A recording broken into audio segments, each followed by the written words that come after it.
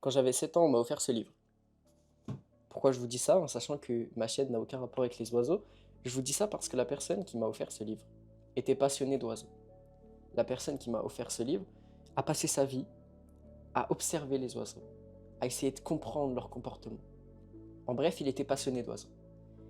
Et si je vous montre ça, si je vous dis ça, c'est pas anodin. C'est pour que vous puissiez trouver vos oiseaux à vous. Parce qu'on a tous des oiseaux différents, on n'est pas tous intrigués par les mêmes choses. Et souvent, on se limite en se disant que nos intérêts doivent être convergents avec la majorité des gens. C'est-à-dire qu'on doit partager les mêmes intérêts que tout le monde. Ou alors, on doit être passionné d'un truc qui, entre guillemets, n'est pas vu comme gênant ou quelque chose qui n'est pas mainstream, tu vois, quelque chose que les gens n'aiment pas en général. Et souvent, on essaye de se persuader de ça. Que par exemple, si tout le monde aime le foot, bah nous aussi, on devrait aimer le foot. Si tout le monde aime le basket, bah nous aussi, on devrait aimer le basket. Mais combien de choses tu t'interdis d'essayer dans ta vie? Combien de passions t'as manqué parce que tu te dis non, c'est pas fait pour moi avant même d'essayer? Ce que j'essaye de te dire, c'est que dans ta vie, tu dois trouver quelque chose qui te donne envie de te lever tous les matins. Quelque chose qui tout simplement va te permettre d'être motivé, d'être heureux, de poursuivre un sens, de poursuivre quelque chose. Peu importe à quel point c'est grand, peu importe à quel point ça peut paraître anodin pour les autres, ce qui compte, c'est que tu le poursuives pour toi.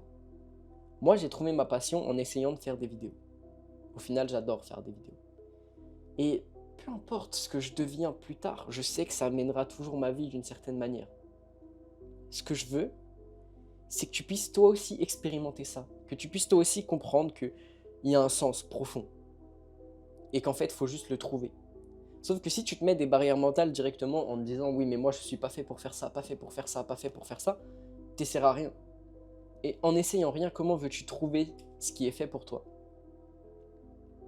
Donc ne te mets pas de barrières limitantes, ne te mets pas de croyances limitantes en te disant que tu n'es pas capable de faire quelque chose, ou que tel truc n'est pas fait pour toi, telle occupation n'a rien à voir avec la personne que tu penses être. Parce que si tu façonnes ton image, ton existence en fonction des autres, ou en fonction d'une vision biaisée que tu peux avoir de toi-même, et pas par simple expérience, pas par simple essai de quelque chose, comment veux-tu être le vrai toi? Comment veux-tu être le vrai toi si tu t'empêches de faire des choses en croyant que ce n'est pas ta personne? C'est souvent une excuse qu'on dit, mais oui, mais c'est pas lui de faire ça, c'est pas moi de faire ça. On connaît jamais réellement les personnes, comment elles sont. Et nous-mêmes, on se connaît pas vraiment à 100% et on ne peut pas savoir vraiment ce qu'on veut au plus profond de nous. Pour savoir réellement ce qu'on veut, il faut tout essayer, il faut essayer un maximum de choses.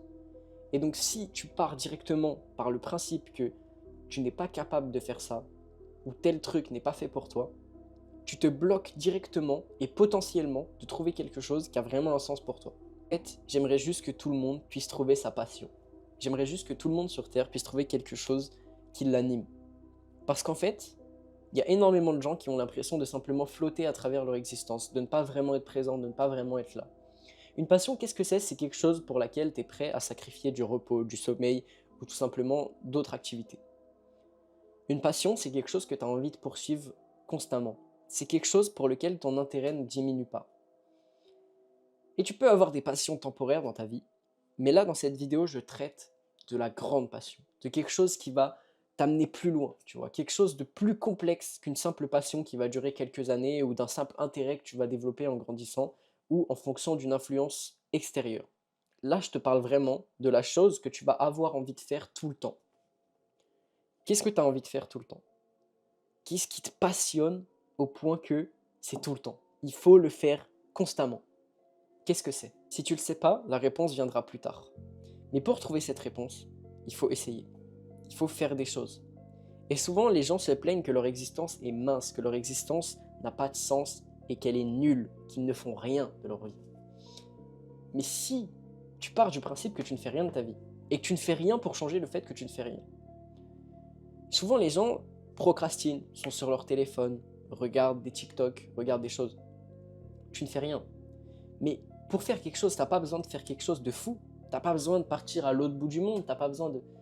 Qu'est-ce qui t'empêche de juste ouvrir ta porte et de sortir dehors? Si tu veux vivre des expériences, si tu veux avoir des opportunités, découvrir des choses, la première chose que tu dois faire, c'est d'aller dehors, c'est d'aller vers le monde extérieur. Parce que toi, tout seul, tu ne peux pas t'offrir un millier d'opportunités. Même maintenant, avec les réseaux sociaux, il faut que tu sortes. Il faut que tu parles à des gens. il faut que tu fasses des choses. Tes opportunités, tu te les crées. D'accord? Ça vient pas tout seul en espérant que du jour au lendemain, ma vie va devenir mieux. Non! Ta vie ne va pas devenir mieux si tu ne provoques pas le fait qu'elle devienne mieux.